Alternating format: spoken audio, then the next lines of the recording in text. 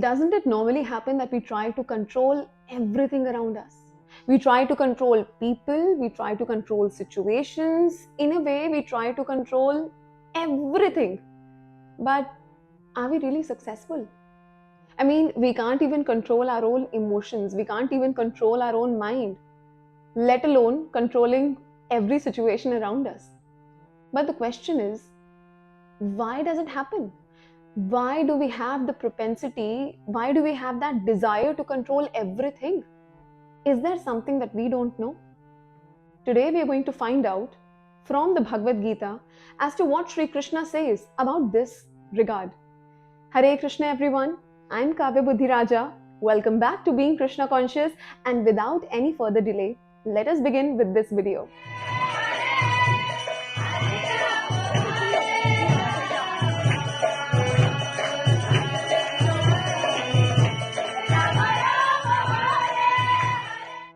In chapter number 7, verse number 4, Sri Krishna says, Bhumirapo nalo vayu khammano buddhirev cha ahankara iti amme bhinna prakriti ashtidha. It means earth, water, fire, air, ether, mind, intelligence, and false ego, all together these 8 constitute my separated material energies. Now let's try to understand what Sri Krishna is trying to tell us.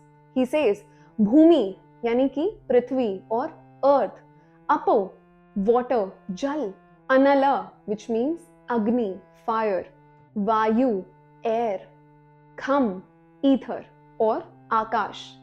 All of these 5, in addition with Man, Buddhi, Ahankar, constitute Krishna's separated material energy.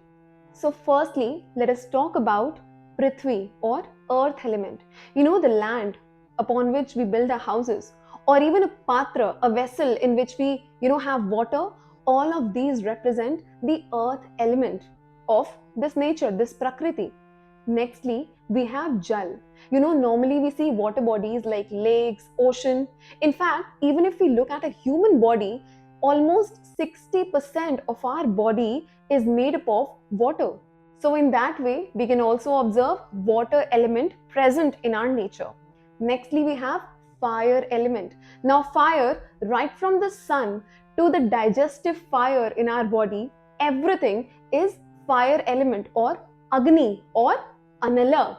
Nextly comes Vayu, which means air. This air element is very much necessary even while we speak, so that it carries the sound vibration from one place to another. All of this is Vayu, and it is not only limited to that air.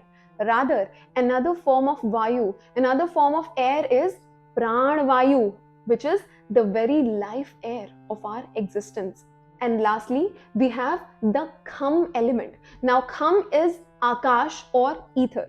So, ether or Akash represents that empty space or the space which is required to occupy a certain place. Now, all of these 5 elements collectively are known as Panch Mahabhut or gross creation. Even if we look at ourselves individually, we'll get to know that our gross body is made up of these 5 elements: earth, water, fire, air, ether. Now this is gross body. Now let us come to the other 3 elements. Now Krishna says, Kham mano buddhi revacha ahankara itiyamme. Man, it means mind. The ability to think about something, the ability to desire, to have curiosity, to have eagerness to know about something represents mind. Nextly, we have intelligence, the ability to ascertain, to analyze, to weigh as to what is good and what is right, the ability to distinguish between what is required for our well-being and what needs to be abandoned. All of this constitutes the function of intelligence. And lastly, we have ahankara. It means false ego. For example, I am an advocate. I have done this. See, all of these years I've done so much for you. I, me, and myself. All of this represents false ego, which means ahankar. Now I told you about the first 5 elements which are known as Panch Mahabhut or the gross elements. These 3 elements, namely Man, Buddhi, Ahankar, mind, intelligence and false ego, all of these 3 elements constitute what is known as the subtle creation or Sukshma Sharir. So there are 2 points arising from this. Firstly, Krishna says they are my energies. So we can see that all of these elements are Krishna's potency. And the next point he says is that, and which is worth analyzing, is he says that these elements are my separated energies. Now, why does Krishna use the word separate? Now, separate means something that is disconnected, something that is not in connection with the source. So, is Krishna trying to say that although all of these elements emanate from Krishna, yet these elements are capable enough to work independently of Krishna? Well, yes, this is exactly what Sri Krishna is saying. Although all of these elements, the origin source, the throat of all these elements are Krishna, but they are so wonderfully created that all of these elements have the potential to work independently. Such is the wonderful system created by Lord Sri Krishna. This is the beauty of Krishna's nature, Krishna's Prakriti. Well, talking about nature, there are 2 kinds of Prakritis. First is Para Prakriti and the other one is Apara Prakriti. And depending upon their nature, one can be categorized as inferior energy and the other one as superior energy. Firstly, let us talk about Apara Prakriti. So right now, as we have learnt about these 8 elements, together they can be called as Apara Prakriti.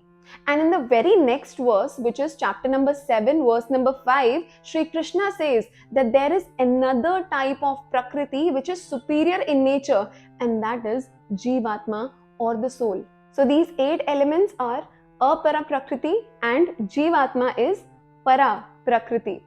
And this brings us to our main question. Why do we have the controlling propensity? Even if we want to control each and everything around us, why aren't we really successful? The answer lies in this particular verse. From this verse, Sri Krishna is beautifully informing all of us that everything you see around you, everything you feel, everything you witness is actually my separated energy. And because it is Krishna's energy, it is meant to be controlled and enjoyed by Krishna. Srila Prabhupada beautifully mentions in the purport to this verse that because Jivatma, because we all think that this material verse has been made for my enjoyment and for me to lord over everything, that is the main reason of our ignorance. And that is the main reason why do we get this desire to control each and everything, because we do not know the philosophy, the science of Krishna consciousness. So the answer is, as long as we think that we are the real enjoyers and that we are the proprietors and that we are the controllers, we will remain disappointed. So, the sooner we understand that Krishna is the ultimate goal, Krishna is the ultimate cause, and Krishna is the ultimate enjoyer of each and everything, including ourselves, how would we be happy? And all of this wonderful information and realizations have been envisaged in the book called the Bhagavad Gita, and this is what we need to take recourse of to ultimately make our lives successful. Hare Krishna, Jai Jai Srila Prabhupada, Nitai Gaur Premanande, Hari Hari Bol, Hare Krishna.